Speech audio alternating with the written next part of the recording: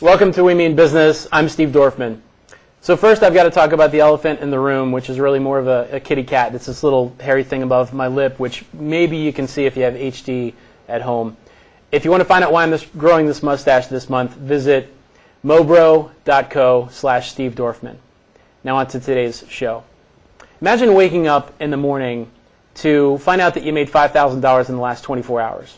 Well, today's guest gets to do that every day, and he does it by doing what he loves, what he's most passionate about. And that's what we're talking about today. Finding, living, and communicating your passion in business. Today's guest is Brian Carruthers with LegalShield. Brian, welcome to the show. Thank you for having me. So we're talking about finding your passion, and so we talk about, for you, your story, we talk about finding your passion. Is it something for you that you found or something that came finding you? Actually found me. Yeah? I was actually involved with a family real estate company here in Montgomery County, all across the state and region. And I wound up learning about my current business through another realtor I was trying to hire to come work for us in the real estate business. Mm-hmm. So I wound up, one day, this kind of fell in my lap. I immediately saw the value in the service that he was talking to me about, but when he talked to me about real estate, he said, Brian, in real estate, you're only as good as your next sale. You wake up every single morning unemployed, and if you don't sell a house, you don't get paid. And I never had anybody put it to me like that. Obviously, he had a reason for telling me this. Yeah. My dad never, growing up in a real estate family, never said, hey, Brian, you're going to be unemployed every day. But he shared with me this whole concept of working with this company and developing a passive residual cash flow that would come in even if I was not working. And at the age of 28, that was very enticing, and I saw an opportunity to make a run with it. I was only planning on doing it part-time, and it turned into a major full-time opportunity. And you'd have been doing real estate for how long at that point? About 7 years. 7 years. So switching into this new thing that you're obviously very passionate about, have been passionate about, I would imagine the entire time, since that's what we're talking about today. Was there a mindset shift for you in the beginning because it's so different from what you were doing? In a big way. As a matter of fact, in real estate, your goal is to learn sales, learn marketing, build your business, build your career, your customer base, your career. And with LegalShield, I found that there was a different element that was added in. And I found personal development. So I started to read books and listen to CDs, and I started working on me. Mm-hmm. And as I worked on myself, my business really started to blossom. And the other great thing about it is, in my current business, I can actually bring people on board. And if I hired a real estate agent, I was putting them onto the same treadmill I was on. In my current business right now, when I bring somebody into the fold, I teach them how to go out there and get their control of their life back. So it's almost like Robert Kiyosaki's got a book, Rich Dad, Poor Dad. He talks about the different quadrants, and you can be in the E or the S quadrant where you're either employed or self-employed, where you've got a limited scope. You're basically working on a linear basis as far as your income. This business actually puts you into the B quadrant where you actually have real leverage in your life. So if you were going to write a book, and because you've got some 300,000 associates that work under you, so if you were going to write a book to share with these guys and gals, what would that book be? First of all, you have to find your purpose. If you wake up in the morning, if you're not passionate about what you do, then you're not doing the right thing. Or if you love what you do, but you're not succeeding, maybe you're not using your passion and marrying it together. Sometimes people I think one of the base human drives is for congruence. And people say, well, I want this in my life. I want time freedom. I want time with my kids. I want to be able to be financially free and all that. They say they want this, but they're doing this. Mm-hmm. Maybe their activity, their actions are not congruent with what they want in their life. So if somebody wants real time freedom, well, working a job is not congruent with actually having time freedom. So the beautiful thing about this is I want somebody to realize that you need to take a look at what you want and find the vehicle or the tool that's going to be able to help you get that. Yeah.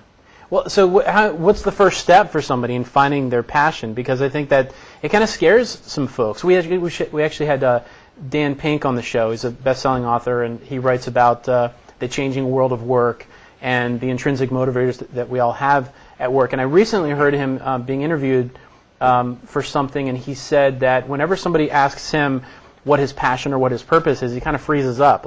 And I can understand what he meant by that. And this is a guy who's obviously got a great level of success, and everybody that reads business books probably already knows who he is. But when somebody asks him that question, what's your passion or what's your purpose, like a lot of people, he sort of feels like, I know I should have a great answer for this, but I don't know what it is. So for those folks who haven't yet found their way, what's the first step to sort of discover it? Well, I mean, I'm certainly no better than Dan Pink. I mean, he's a brilliant author and a great thinker. For me, it's easy. I think sometimes people confuse the vehicle with the purpose or the passion. For me, I love helping people. I love having fun doing whatever I'm going to be doing. And if I'm actually having an impact on somebody, my company motto, making a living while making a difference. If I can make a difference in somebody's lives, then I can get behind that. I can actually be congruent when I wake up in the morning. So, for me, it's not necessarily the vehicle. The real estate vehicle was not going to get me to be in alignment with my passion. My current business does. So people need to figure out what is their real driving motivation when they wake up in the morning. Are they chasing money, or are they trying to just live a fun life, or are they trying to help other people? But what if you can actually make money, help people, and have fun all at one time? And if you can find a vehicle that can help you do that, now you're not working. People say, Brian, you're making all this money.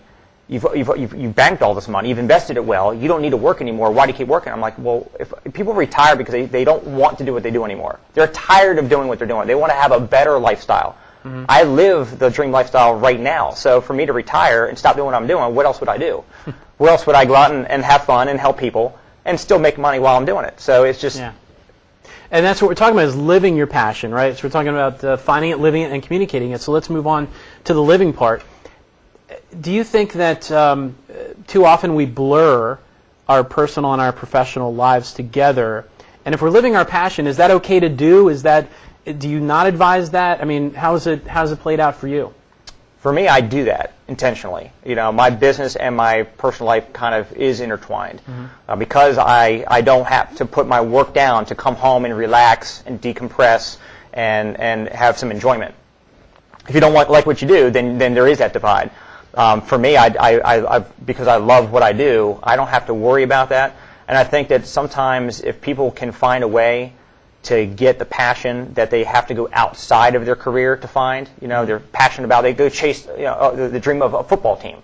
I mean, they're more excited about watching Sunday football, watching these football players on the field chasing their dreams, living out their dreams, right, than working on their own, living out their own. So right.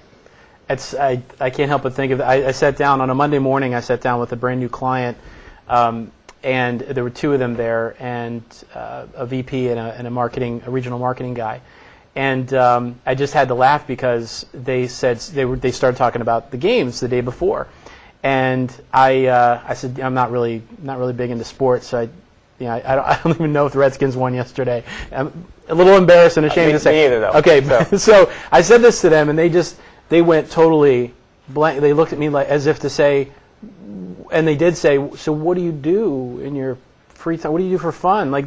As if sports was the only thing. Right. So when you talk about living your passion and letting that sort of blur, I think of the work-life balance. People talk about this all the time. If we were to ask your wife, do you have work-life balance? What would she say? Well, if I had a wife, that would actually be a good question. But the great thing about this is that in my business I can shut it down. I go down to Turks and Caicos to my property down there, and I don't do any business while I'm down there. So I do have the ability. And most people in their jobs, they wrap their life around their career. With my business, I wrap my career around my life. So I do design my life. Some people have to schedule in their calendar. They schedule their business appointments. Mm-hmm. I find that it's also helpful for me to schedule my life appointments. If I want to go for a movies night on a Friday night, or if I want to take my son, I go on every one of his field trips. So no business gets in the way of me spending time with my 6-year-old son. Mm-hmm. If I want to go down to Turks and Caicos for a week or two, I go down there, shut everything down. And the great thing about it also is the business is also, it kind of runs itself. It's self-sufficient. So like you said at the beginning, I wake up in the morning and look at what my daily deposit was, and I make thousands of dollars even when I'm out of the country. Sometimes I can't help but go find the internet down there on the island and go look in there to see what my deposit was. So when I'm out there snorkeling and I'm looking at all the fish, I'm still knowing, hey, I'm still getting paid, which is nice. That's cool. So what you do with LegalShield, it's an MLM, multi-level marketing company. It's definitely outside of the norm. And so my question to you around that is, when somebody wants to follow their passion, and it's not along the straight and narrow, it's not, and I'm sure you experienced this when you told your family and friends that you were going to be jumping into this thing, and especially coming from the real estate business, which is, it's a it's a very old industry and it's traditional, and this is MLMs are somewhat non-traditional. Right. So if somebody wants to follow their passion in a non-traditional way, what advice do you have for those folks? Because there's going to be a lot of naysayers, right? Well, you got to either don't listen to the naysayers, or like me, listen to them very, very well. They motivated me. My brother, my dad, some of my best friends, they all thought I was an app. They called me idiot, moron. It wasn't very encouraging from we support you standpoint. But my dad used to always say, hey, best revenge is massive success. Mm-hmm. And so I looked at it as anybody you don't make advances unless you take chances. So if you want to get ahead in life, you need to do something different. You need to take a risk. And so a lot of times, the definition of insanity, we have always heard this. The definition of insanity is doing the same thing over and over again, expecting things to change. Mm-hmm. People can look in the mirror and say, hey, I don't like my life. But they keep on going to the same job or the same business, same traditional business over and over, day after day after day, thinking something's going to change. We got the election this month. People think, oh, well, whoever takes the White House, that person's going to change my personal economy. No president in American history is ever going to change your or my personal economy. We have to take the bull by the horns in our own lives. And so thinking that a job is going to do it, or even a traditional business with a real estate career, I knew that I needed to have some semblance of control. And that's what we all want, control. Yeah, yeah. Well, when you're your own boss, as you are, how do you discipline yourself to keep going? Or is it just this natural thing that happens when you are living your passion? What advice do you have? The most important advice I would give anybody is they've got to figure out what their why is. And their why, their purpose, their reason. And for me, for my business, I have a why for my business. If it's for their job, it's for their traditional business they're running, it's for a charity that they're founding, and they're going to go out and lead a nonprofit, they have to find their why. And my why was different than your why might be. But I want to be able to actually build a business where I'm actually helping people and enjoying what I'm doing, having fun, and I'm making a lot of money so I can be a great provider for my family, to be able to actually have time freedom. I don't want Barney videos or daycare raising my son, instilling somebody else's values in my kid. I want to be there for him. So I had my why in front of me every day. I have in my home office a dream board where I've got pictures of this is before I even had a son. I had pictures of other families with families on vacations, over in different countries, and pictures of the beach, and pictures of a sports car, and pictures of a mansion. And these are things that are motivational to me. And then as I started making more and more money, and my career really started to blossom, some of those things changed up a little bit. I got some of those things, but the material, the trappings of success became less and less important. And the more important things was quality time with my family, giving to charity. I support the Sunshine Kids Foundation for kids that are fighting cancer, where we can send them on trips around the country to go to the DA and shoot machine guns, or the Oval Office in the White House, or down to a horse farm or a ranch in Texas to ride horses. So my passion is about my why, but in my business, and like you said, in network marketing, it's the only way I win is by helping other people win. Mm-hmm. So if I bring you into my company and I can help you to be successful in your business, to help you accomplish your why, my why will be well taken care of. So it's a true win-win, unlike in any other kind of a business model I've ever seen. Got it. All right, well, listen, we've got to take a break, but when we come back, we're talking today also about communicating your passion in business, and I want to ask you why it's so important to be able to communicate your passion in business, all right?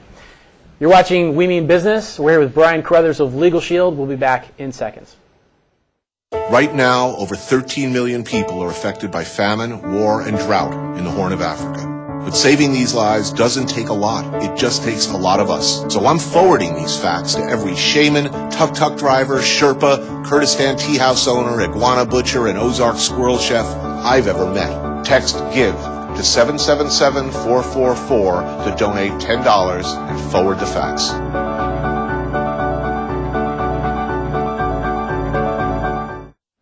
Welcome back to We Mean Business. I'm Steve Dorfman, and today's special guest is Brian Carruthers with LegalShield. So, Brian, we're also talking about communicating your passion in business, right? We're talking about why is it so important that people are able to articulate or communicate what their passion is in business?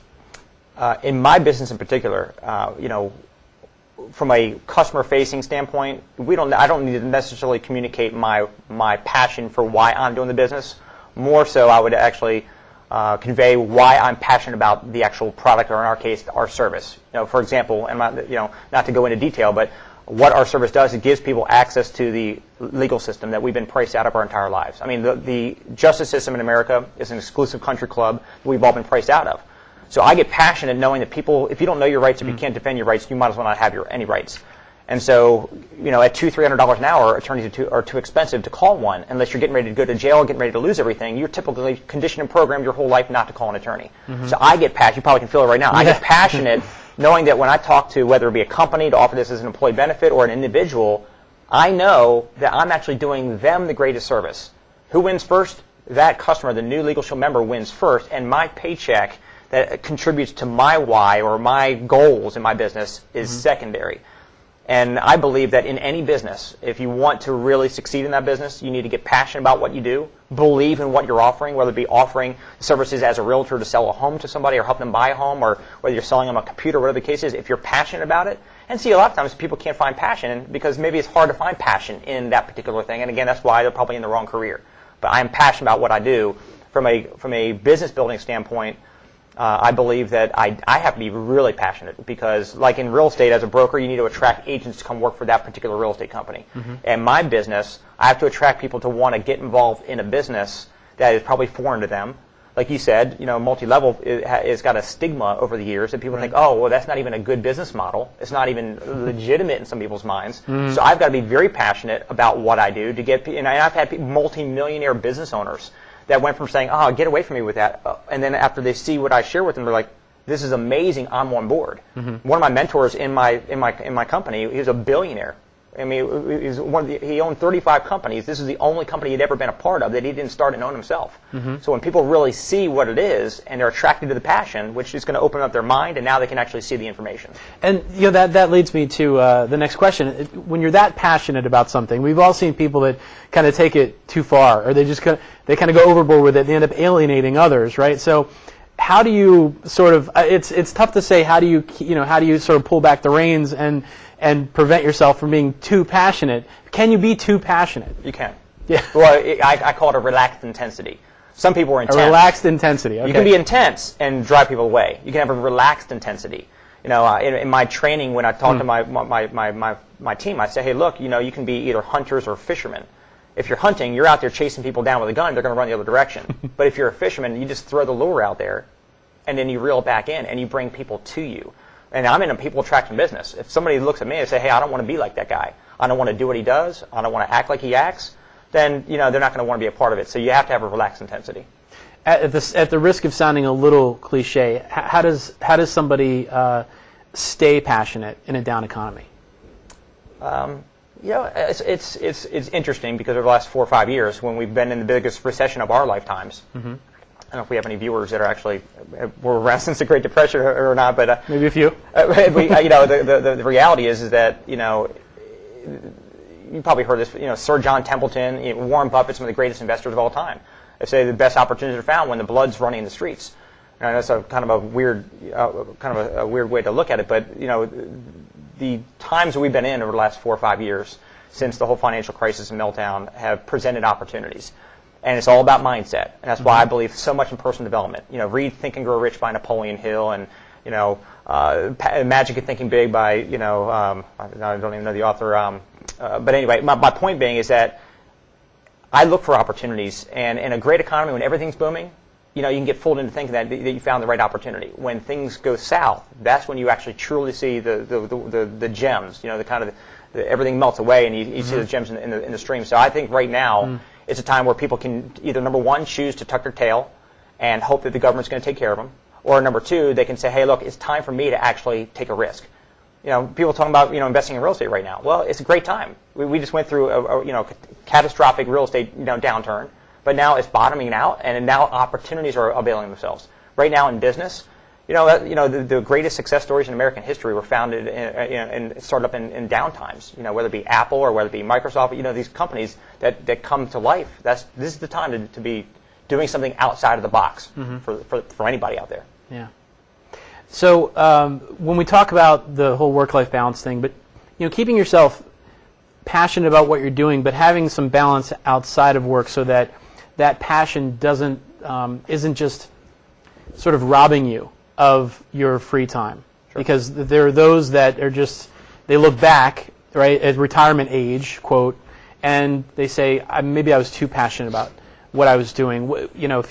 If you had some advice for folks that maybe are in that but don't realize they're in that sort of mode where it's sort of robbing them of their free time or even their family time, Sure. How do you strike a balance? How do you center yourself, ground yourself? Well, I believe it's okay to be unbalanced for a time. In my early stages of my LegalShield career, I lived a little bit more of an unbalanced life. Well, my real estate career, I was very unbalanced. I was working a lot in real estate, sacrificing time with friends and family. Starting at my LegalShield career, I was willing to be a little bit unbalanced now, so that later on I'll be able to have more balance. Les Brown always says, do today what others won't do, so tomorrow you'll have what others won't have. We live in an immediate gratification society. I'm the kind of person that is fine with delaying gratification. But at a certain time, you will find that you do need to have a balance before it actually starts to have a negative impact on other areas. I wasn't going to church on Sundays, which would be important to me, but I was not doing that. I got to a point where I said, you know what, balance is balance time right now, and so and you need to have a wheel that's round. If one spoke off the hub is shorter, the wheel won't roll right. Mm-hmm. And so your spiritual life, your physical life, you do need to make, if you don't go to the gym, if you're not eating right and taking care of your body, you're not going to be effective in your business. So, your spiritual, your health, your financial. I mean, I know a lot of people that make a lot of money and they spend it all. Mm-hmm. So they're financially illiterate. They're financial duds. Even though they're making a lot of money, they're still really just spinning their wheels. So you need to have a complete wheel, a complete balance going on. So, mm-hmm. and I feel very excited about my life right now because I am more balanced now than I've ever been. I think that I just maybe can help you come up with the title for your book. Would be Spinning Your Unbalanced Wheels. A message to those folks that have the short spokes. We'll work at a royalty agreement for you. That's good. No, it's all you. You can just take that one. How important is it to sort of schedule time, or just to be conscious of the fact that you need to slow down every once in a while and take pause, get recharged? I mean, even the greatest have to recharge. You can burn out, and it's unfortunate that sometimes we get into a groove and we neglect taking care of our bodies or just our minds. For me, I love going to the movies, because in a movie, my brain shuts down. I'm not thinking about my business. I just get into the movie, and it gives you a couple hour respite. So I think that people need to. Like I said at the beginning, I like to schedule my downtime. I schedule my breaks for my brain. Sometimes I'm reading personal development books. Sometimes I'll just watch a kind of a silly TV show at the end of the night, so I can kind of decompress. And it's not that I need to escape from a bad life. I've got an amazing life going on. But even so, if I don't kind of find a way to shut that off at night, I'll sit there in bed all night just thinking about how excited I am about getting up the next day and all the things I want to do the next day, which is a kind of a good problem to have. Mm-hmm. But we all need to find a way to schedule things. All right. So what's your favorite silly show? Chelsea Lately, I guess. Right. This is pretty funny, I guess. So what advice do you have for young folks or young viewers that are just entering the workforce? How can they know that they're taking the necessary steps? Whether they're going to college and they're just, or they're fresh out, or they're skipping college and just getting into the workforce, how can they know they're taking the right steps to be finding their passion? I think number one, they need to know what turns them on. And number two, they need to look at the end game. A lot of people get into a career, get into a business without even considering the end game. Mm-hmm. What are you trying to accomplish? Are you putting yourself on a treadmill that you're going to work for the next 40 years, which we all know that jobs don't last 40 years, but a career path that might bounce you from company to company to company for 40 years, only to retire without being able to afford your lifestyle that you want. I ask people all the time, I said, if you're the Michael Jordan of your job and nobody does your job better than you, and you go do that job as great as you can for the next 20 years, when I ask my audiences, how many of you all here would be able to retire with your dream lifestyle? How many hands go up? None. Mm-hmm. And I've done that in audiences of 10, 12,000 people, and nobody says, oh, my career, my job is ever going to deliver me that lifestyle. So, and I say, well, with my business, if you just became one of the top people in my business and you're making $250,000 plus and it's passive, it's residual, and you've got time freedom, you're spending time with your family, and you're able to travel, how many of you believe that you can have your lifestyle with that? And they're like, yeah, everybody. So I say, what's your end game? If you're getting into a career in medical sales, or a career in selling homes, or a career in IT or customer service, or as a doctor, attorney, whatever the career is, you got to love what you do, and you got to have an end game in mind. Mm-hmm. Because if there is no finish line tape at the end of that race, if you don't believe that you can ever actually have something that you're actually racing toward to get, there has to be, Paul Meyer, who has been my mentor, unfortunately passed away a few years ago, but one of the greatest speakers and authors and personal development coaches in the history of the world. Mm-hmm. He said goals are so important. He said a goal has got to be specific, it's got to be written, and it's got to be have a timeline attached to it. You got to have a deadline. So my goal is, for example, I've got a conference that's coming April. So I've got business goals and personal goals in my business between now and April, because I need to have an end zone. I need to be able to have a celebration point, a place where I'm actually, kind of aiming toward. That's what people need to have. Figure out what you're passionate about and what's your end game. Very good. We had Steve Denning on the show, and he's written about the radical changes that really need to take place in management and leadership, and he reported with us that 1 in 4 workers, I'm sure this will come as no surprise to you, but statistically in the U.S., 1 in 4 workers are engaged in their work. What do you have to say to these folks that are just sort of scraping along? I mean, 1 in 4 are, so 3 out of 4 workers are not engaged in what they're doing. They're obviously not passionate about what they're doing. How do they get unstuck? But yet they want a raise. Right, exactly. And they want a better life. How do they get unstuck, Brian? They've got to, well, first of all, they need to basically record the show and need to listen to that clip, that soundbite, over and over and over again, because they got to understand that the only person that's going to break their pattern, get them out of that rut, is themselves. Nobody's going to do it. The government can't do it. Your friends can't do it. Your friends probably are all in the same place. They're not going to come and do an intervention for you. People have to look at their place in life and say, hey, look, I deserve more, I want more, and I can't get what I want. My end game is not going to happen if I keep on doing what I'm doing. They just need to make a snap decision and say, I'm going to get it done. I'm going to change. I'm going to take a risk. And the great thing about, again, going back to network marketing, great thing about network marketing is that somebody can have their job working their 40, 50, 60 hours a week, and then do something, take a risk on the side. Jim Rohn always said, another great philosopher, he said during the day, people work their jobs earning a living, while at night, with network marketing, they can be building their fortune. So you can work 10 hours a day, earning your paycheck, but a couple hours a night, build their own fortune, and actually have their plan B that will eventually become their plan A and give them the passion back in their life.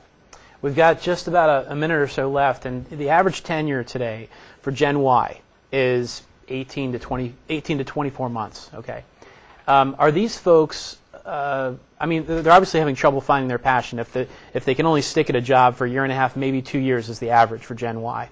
Do you think they're just having trouble finding their passion, or what's broken there? Some of it partly is their passion. They're taking whatever job they can get, and when you're not picking and choosing, and it's not congruent with what your purpose is, then you're just trying to get a paycheck to pay rent. That's the problem. If they truly were in alignment with what they want to do with their passions, they wouldn't be going from job to job to job. Right. That company would see so much value from that person that would be the one that stays with them and climbs the ranks, while the others are all getting pushed to the side. So it's all about alignment and congruence. Yeah. Well, we've got maybe time for one more question, about 20 seconds or less, if you can answer this.